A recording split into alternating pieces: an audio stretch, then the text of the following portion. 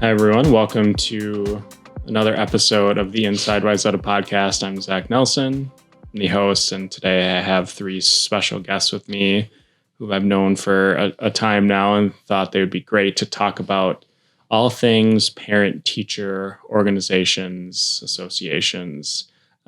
We have Sarah Haag, who has a recent Wayzata High School graduate and an incoming ninth grader. We have Alicia Liddle, who has a sophomore at the high school, an eighth grader, and a sixth grader, and Diana Chauvin, who has students at Central and at the high school as well. And all of them have been heavily involved in these parent-teacher groups since their students were in elementary school. And we're going to talk about all things parent-teacher organizations, associations, why you should care, why you should get involved as a parent or guardian with students in Wayzata schools. So thank you for joining me. Thank you. Excited. Thanks for having us. Yeah. So we're going to start with the basics. So we're going to mention PTO, PTA, PTSA. So that's parent-teacher organization, parent-teacher association, parent-teacher student association. These are all different names that the different groups in our district use. So if you hear that throughout the podcast, they're effectively talking about the same thing. So I'll start with you, Sarah. Can you explain what these groups are in a simple way? Yeah, thanks for having me. I think essentially at their core, whether you are a PTA or a PTO, they are meant to just be the link between parents and guardians and families and the school, and creating a vehicle for parents to engage with the school and also support the school and the school's needs and supplement some of the needs that that teachers and administrators think would be helpful. What about you, Alicia? Yeah, I mean, I think if I can look back to when my first child started as a kindergartner, I remember seeing the sign in the banner and always kind of feeling like, oh, I'm not sure that that's going to be something. I don't know anything. I'm a brand new brand new parent. But I think I quickly learned that once you get a little involved in the school, it's really helpful to be a part of a group that is telling you, what the teachers are needing or what the principal's goals are for the school. And then also like what you can even do as a parent, because sometimes there's different rules about we had room parents and then maybe we got away from that, or, what type of activities or events we could do. So I personally just liked it as another vehicle of communication of like what was happening in the school building. And then if I could help out in any way, it was just like the most direct access. Thanks again for having us. I would say the other aspect is that it allows the schools to do some of the fun events that otherwise, the staff and students are not able to organize. Obviously, carnivals and bingo nights and even the book fairs. So various things that bring a sense of community and bring a little sense of fun to their days and weeks and add some highlights throughout the course of the year. And they need extra support to do those things and make them a reality. So you mentioned carnivals and different events like that. I think a lot of families, when they think parent-teacher groups, they might think of bake sales or fundraising. Can you talk about the full scope of like some of the different things you've been involved in and some things that people might not know you're involved in, and they might just appear at their child's school? Yeah, absolutely. I think one of the aspects that I was not aware of when I initially got involved is the district liaison committee. And that provides visibility and coordination across all of the schools at Wayzata. We're able to meet with the district leadership and receive updates about what is happening in the schools, what are the current issues. We meet with the school board attends and represents as well. And it allows a forum for the PTOs and PTAs to communicate with each other and learn best practices and leverage the resources we have across multiple schools rather than kind of everyone trying to work in their silo. So that was a really unique opportunity to be aware of many of the aspects of our district that I otherwise would not have, especially when I only had elementary school age students. because you also have visibility then into things that are happening at the middle school and the high school. So that's a really unique aspect. You get visibility into some of the legislation that is happening, or what is happening with facilities, what is happening with curriculum.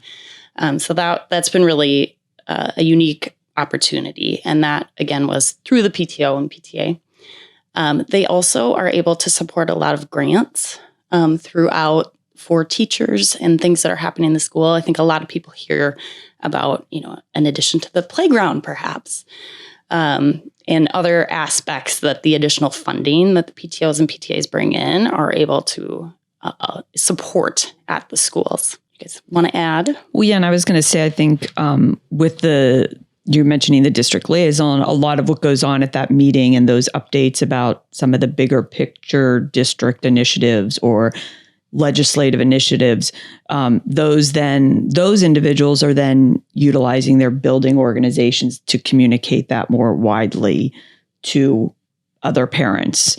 So that's, that link between parents on the ground and some of the larger district initiatives. The PTA and PTOs really can sort of coordinate that link through their communication vehicles and through their meetings. And yeah, I agree. The grants are a big portion. They're not as, forward facing as carnivals and book fairs and things like that the kids are seeing. But I'd say most of the buildings have some semblance of a grant program. And if you probably asked a lot of teachers in the district, like, what do they appreciate about PTAs and PTOs? I'd say a lot of them would say they've really been able to supplement their classrooms and their programs because of grants that can be given by the PTAs and PTOs. Yeah. It seems like, overall, the big picture is these parent-teacher groups exist to support the buildings, right? That's absolutely, that's the function of them. And so when we think of just very basic, bake sale fundraising, what are some of the more obscure, maybe obscure is not the right word. What are some of the more unique things that you guys have been involved in that, again, the goal is to provide resources for the school? I think at the elementary level, I found a little difference between elementary and middle school level where I've been pretty involved. At the elementary level, I think appreciating that, we will get grants from individual teachers, especially, some of our specialists like art, that maybe need some special supplies to do an activity or whatnot that goes above and beyond what the district is providing. But I also think we can help fund various resources for the entire school, or maybe a whole grade level is using some sort of an online program that they're asking for a membership to. And that's something that we can provide that sort of takes away from, the overall budget in other areas. And so I know at Central Middle School specifically, I've been on the grant committee the last few years, which we've kind of created. Really, it's been a more streamlined process. And, we see the gamut of, requests coming through, and it's really nice to feel like we're meeting such a wide variety of needs, especially with my time coming in at the middle school level. A lot of teachers are really thinking out of the box and coming up with some cool ideas that students are, saying, oh, I want to try this. We were actually just saying, podcast equipment has come up and as a grant request. It's kind of cool to see that we're able to bridge that gap. That's kind of how I think about the grant committee is it's just bridging the gap between what teachers have access to through the district and then what some of the wants and needs are otherwise. Another program that jumps out at me is, and again, it varies from building to building, but giving some extra financial support to some of the non-classroom teacher staff. So maybe an extra little fund for the counselors and social workers that they can have on hand to run some of their programming or for certain student issues that come up, or, at the middle school level for the deans to, again, supplement the programming that they're doing.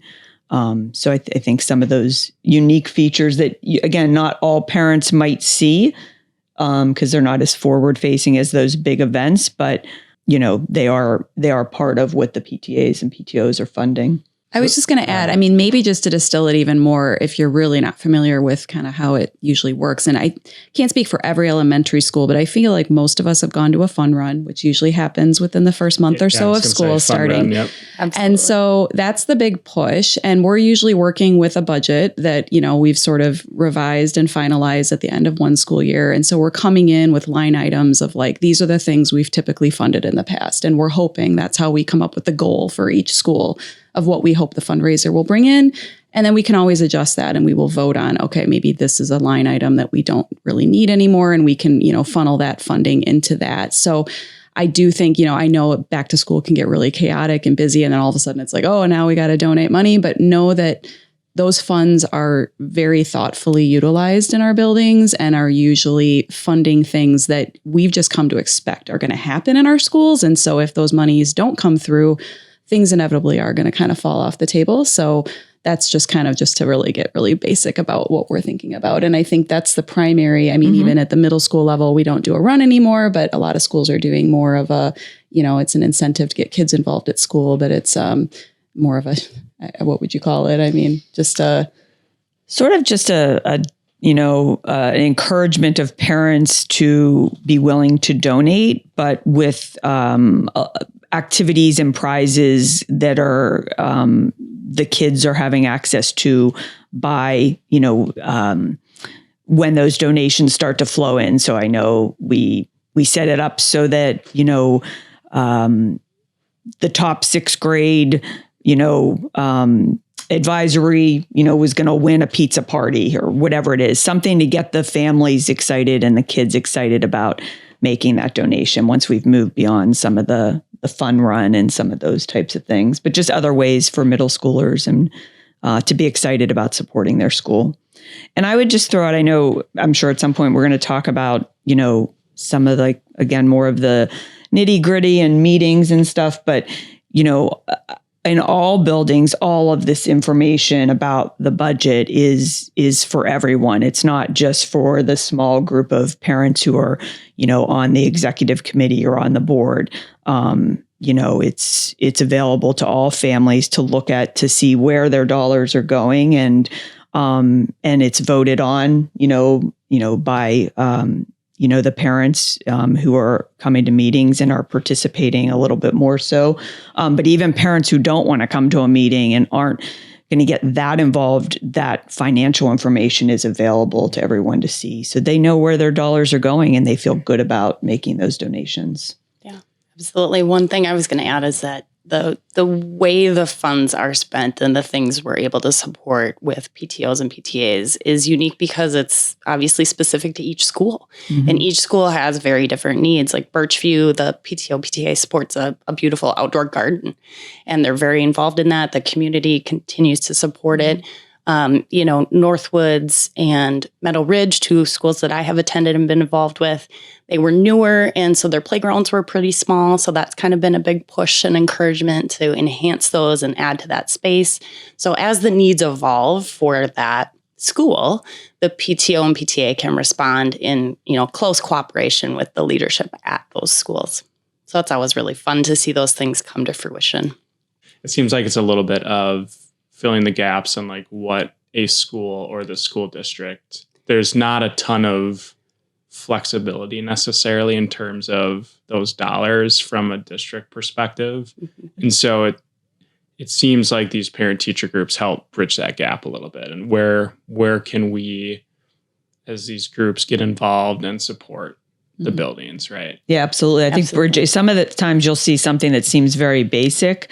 But again, we all know school funding is tight sometimes. And so sometimes it's just bridging a very more basic gap, but sometimes it's, you know, really a larger project that is when a building or a teacher is really trying to like think out of the box and bring in a new program or supplement a big capital project that maybe would have taken the district a longer time to fund. I know at Central a couple years ago, the district was involved financially in an audiovisual upgrade in the cafeteria when all the remodeling occurred. But we were able to add some supplemental funds to sort of push that project faster so that some of the equipment they would have spread out. Now we could jump in and say, okay, we can supplement that and get this project up and running and finalized quicker. So it's exciting to see those, come about, and parents then get to see the benefits of that. For sure. So I kind of want to summarize what we've talked about so far. We've hit the financial piece a lot. So I think for parents and guardians, families that are new to this, they're probably going to see some sort of messaging, marketing for these kind of big school events to start the year, whether it's a fun run. I know carnivals typically come later.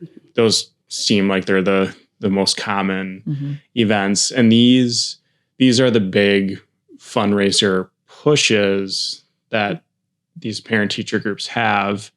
And yes, it can fund very specific things, but a lot of it is there's things that happen throughout the year that then these dollars go to that aren't just like, it might not be a big playground. It might not be some big project, little things like supporting classrooms. So it's kind of this like, we have this big fundraiser, and then that kind of supports, it's kind of ongoing support for some big things with some little things throughout the year. And don't forget, teacher appreciation is a huge piece of that. I mean, which I think the schools that I've heard from, I think all the schools do a great job of. That's a year-long thing, like we're doing things for conferences, we're doing things around, major breaks, or, it's a very consistent throughout the year. And it may be everything from, a small snack cart that is just a little pick-me-up for teachers, all the way to catered meals over conferences and, different gift card giveaways and incentives and things. And so just know too that, I think even when I was on the board and we were looking at the breakdown, I mean,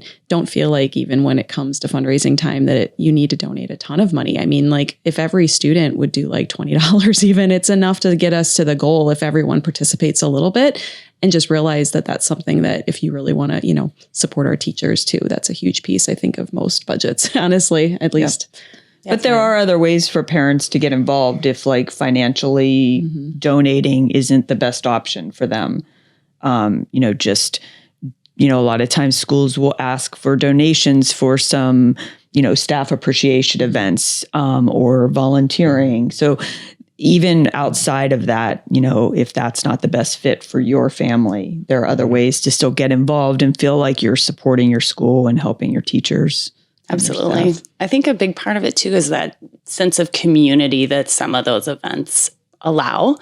There is, I think everyone enjoys that, but there's not a lot of opportunities for parents to be in the schools with their kids and participate in things. And PTO and PTA events really are the main ones, at least at the schools that my kiddos have attended. So that provides a really great opportunity for families and parents to connect.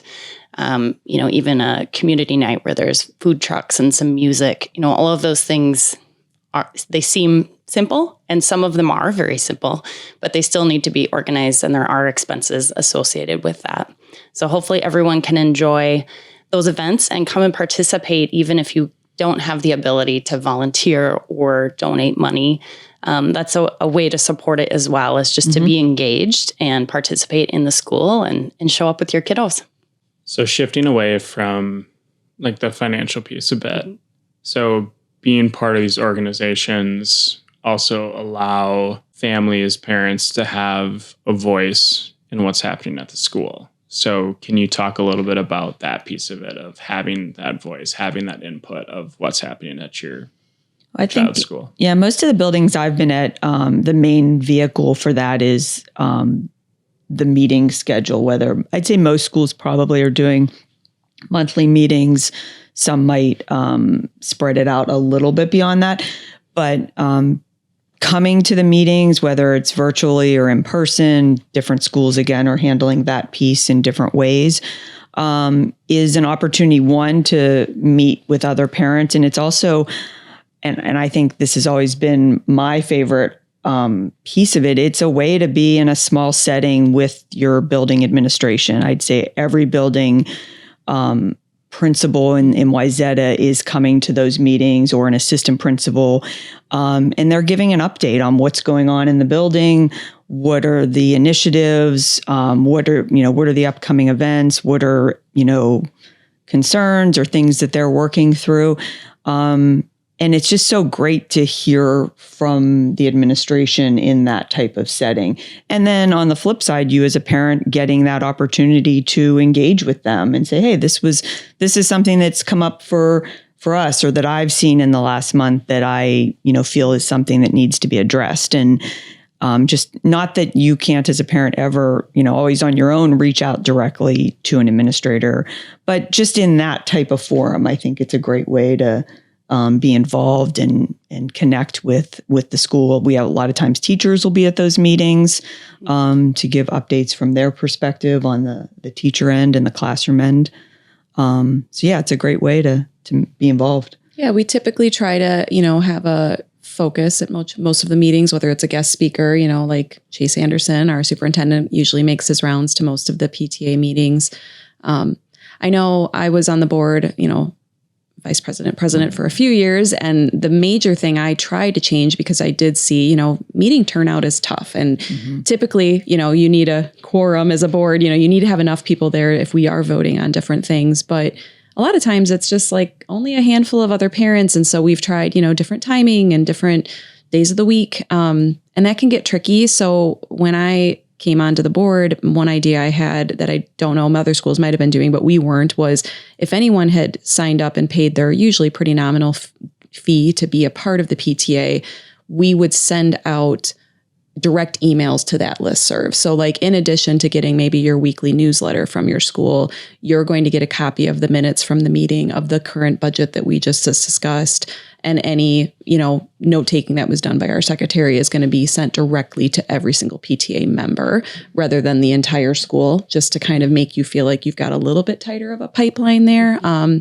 And I felt like that was really beneficial. And I did see more parents then either responding to those, emails that were being sent out, or being more inclined to show up to the meetings and get involved. Because ultimately a PTA, the other thing I really was trying to do is make sure it's representative of the building. Like, you don't want to just have the same 4 or 5 people at the meeting, because we maybe don't have the same ideas. I said we let go of a few of activities at Kimberly Lane that we had been doing for a long time, and tried to introduce some new activities that maybe were going to meet the needs and the desires of the current population and get a better turnout and more parent involvement, because we're all busy. It's always the joke, like, you feel like sometimes if you're on the PTA, like, people go scattering when they see you like walk around the neighborhood, because they're like, oh, she's going to be going like, hey, you want to help with this Sometimes thing? we do. And we do. We definitely do that. But I think for me, it was always, I love collaborating with everyone and hearing different ideas and different perspectives. And if I hear a family say like, oh, we've always wanted to attend this event, but it's a little chaotic for my kids, or it's a really tough time of year for us, like, let's collaborate on like, what's a different activity we could do, or a different, and also if you have friends and family that want to maybe get involved, like, let's make it happen. So I think that's a huge piece of PTA to me. Yeah. I do think parents sometimes get a little concerned, like, oh, if I start coming to the meetings, they're going to be, rope them in. And, but I'd say most buildings are not. Most buildings would be thrilled if more parents were there, because like Alicia said, the attendance is usually low. And obviously, again, parents are busy and it's hard to figure out the best timing. But yeah, just the more input and the more people who are there, even if you're not going to be able to volunteer, but just to hear what's going on, the better. Or have resources. How many people are like, oh, I work for a company that could, donate this, or I know someone who's great at web design, or, there's all those like little features that sometimes it doesn't take much, but we have so many resources available. And if everyone is just willing to kind of share. Absolutely. And if you're aware just enough to recognize that, hey, maybe they do have a need for a marketing expert, or maybe they need a little accounting help or financial input, an hour or 2 of time can be a great help to an organization trying to do things for the school and students and staff. But I think obviously the ability to be aware of what's happening at the school and that access to information is probably, the best way to have some influence, in the building because you know what's happening. And frankly, the administration and leadership at all the different district and schools is very welcome and open to feedback from parents, and PTOs, PTAs, and district liaison committee is probably their first stop for some of that information. One thing that I think Alicia mentioned when a little bit ago was, I think when I think about it, it feels a little bit like this exclusive club, so to speak. Like if we're thinking like one of the myths of these parent-teacher groups of you have to be really involved, you have to attend all the meetings, you X, Y, Z, right? It almost feels like you have to do all these things on a checklist to be involved. And what I'm hearing from all of you is you don't necessarily need to attend all the meetings or any meetings. I think it sounds like just being aware, being involved, getting on a list for communication and being willing to offer input and feedback is still welcome, whether your attendance at a meeting is 100% or not at all. Yeah, Absolutely. Absolutely. I mean, I tell people all the time over the years when we're, especially at those beginning of the year activities and you're trying to sign up parents and try to communicate and advertise what we're about. Like you absolutely, because that's the number one question you get is like, well, what am I going to have to do? And it's intimidating. And we always are saying like, you actually don't have to do anything. You just can read what's going on. If that's all you want to do is just hear that communication, that's fine.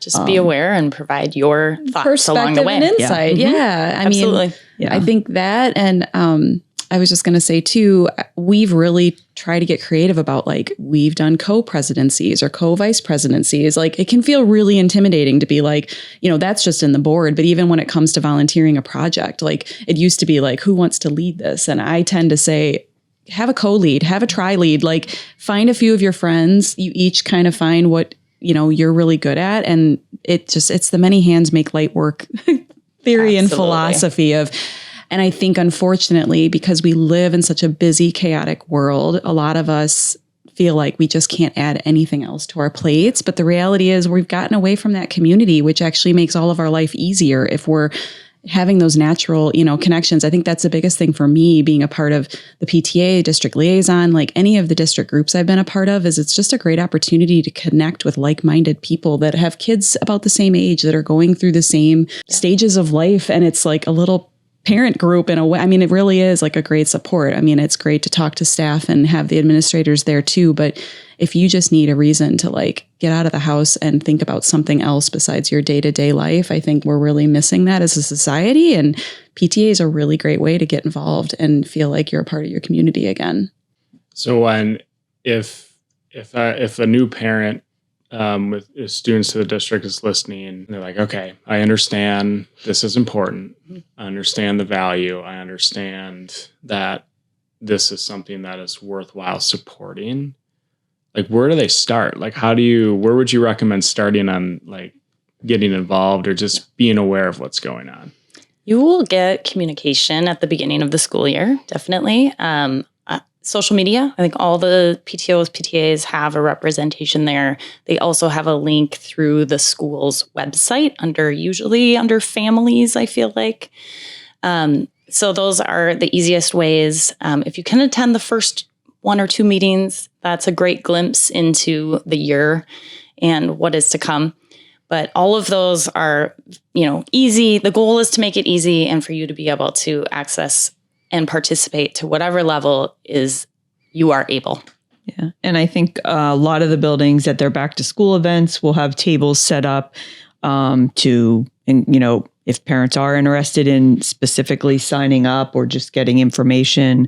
And then I'd say I would think all of the buildings are also putting information in their weekly or bi-weekly newsletters that come out through Parent Square. So, when you get all that information just about the building in general, most of the schools have a section in there that is also PTA. And at the bottom, sometimes you got to scroll. It's sometimes at the bottom, you got to scroll, but precious real estate. Exactly.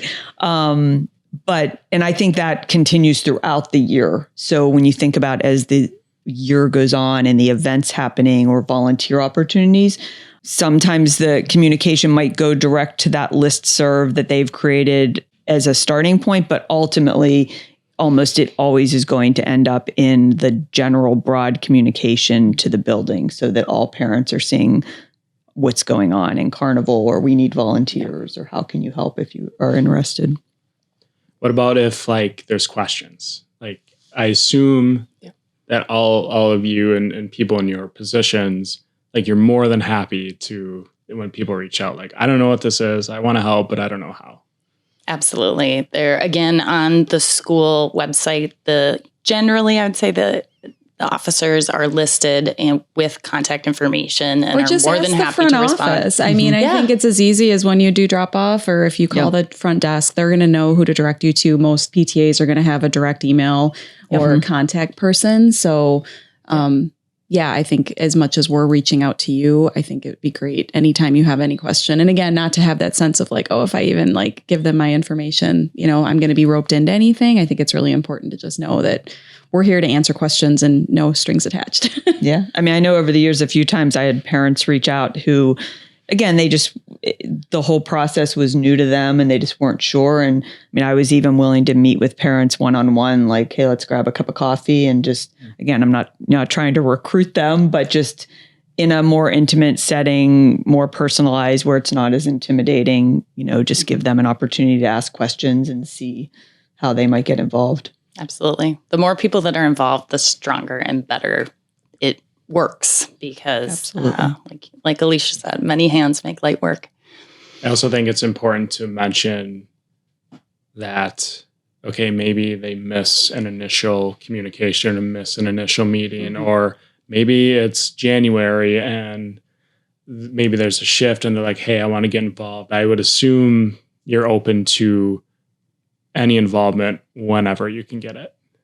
Absolutely. And I mean, don't be, the one thing I'll warn, at least at the meetings I go to, is like when we have new people, we're always like, yay, it's an excitement to see some new faces at the meetings sometimes, because we all love each other. But when you're seeing each other, every week, it's just the same group. I mean, it's always so exciting. And bring your kids along. I mean, I guess double check, but I feel like at any, especially at the elementary level, a lot of times younger siblings will come along with some activities, and that's totally fine.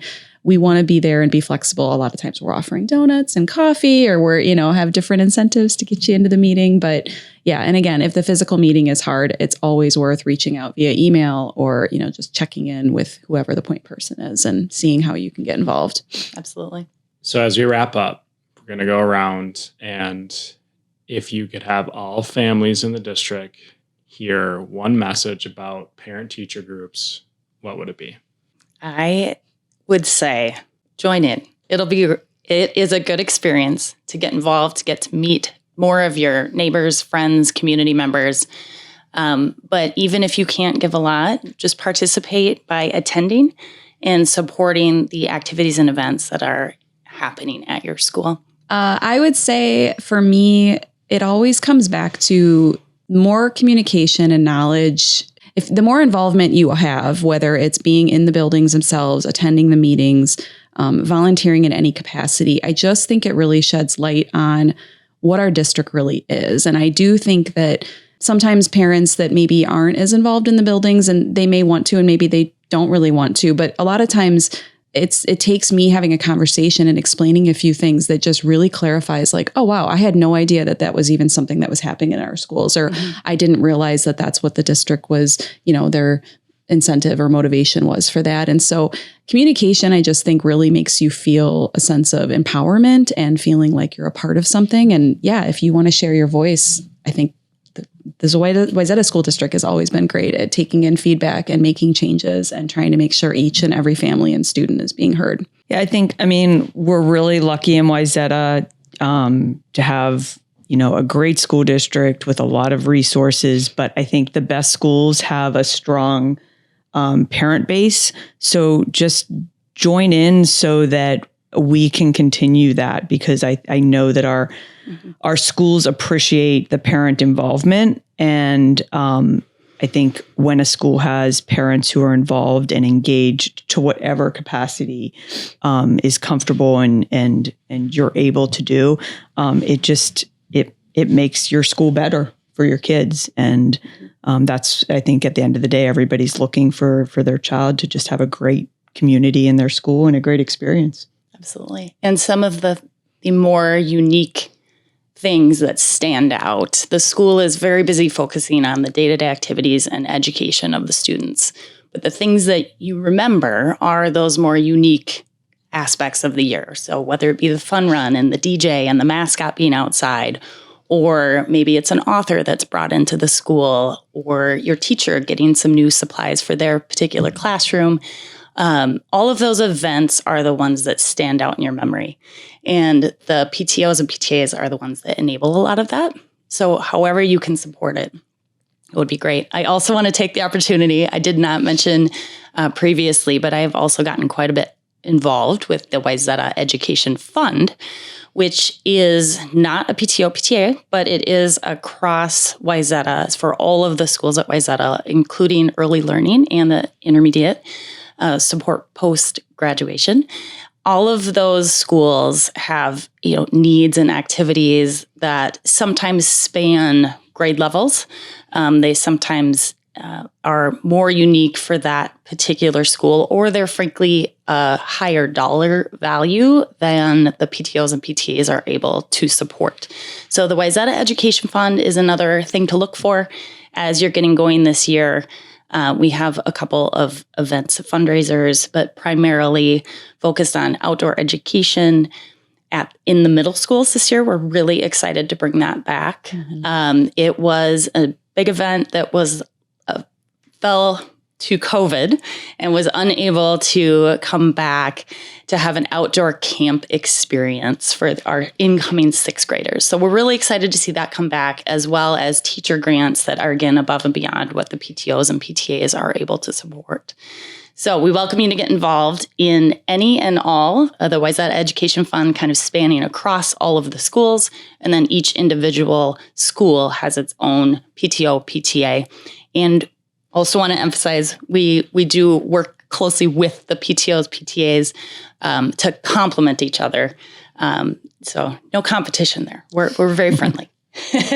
And I mean, we talked about it at the beginning a little bit, but we all are involved in the district liaison committee also. And that is another way that you could get involved by usually, a good way to get your name in there or to know about it is to let your PTA at your homeschool know. But typically we say at least 2 or even more representatives from every single building are invited to be part of the district liaison committee. A lot of parents that are like, I know I can't do that every month, but I'll split it with another, parent. And again, that's just a really great way to get involved, to get information all the way from the top, to be able to share, this is what I'm seeing in my school. Some of our favorite meetings are when we go around and say, like, what's working or what are the cool activities that your school's doing. And, you get just great ideas. It's a great opportunity to collaborate between our buildings, because I know Wayzata is working really hard to make sure every student's experience is going to be very similar across the elementaries or across the middle schools. But the reality is we all have our own little unique cultures and different events and activities that are working. And it's kind of cool to be able to share all that. And so that's another great way to get involved. Well, thank you all for joining. Again, the common theme I'm hearing is when the school year starts up here in a little bit, get involved, be open to communication. It's all about that awareness, getting that information. So thank you for joining. Don't run away from us on the street. Thank you, Zach. Right. Thank you. Zach, yes, thank you. This was really fun.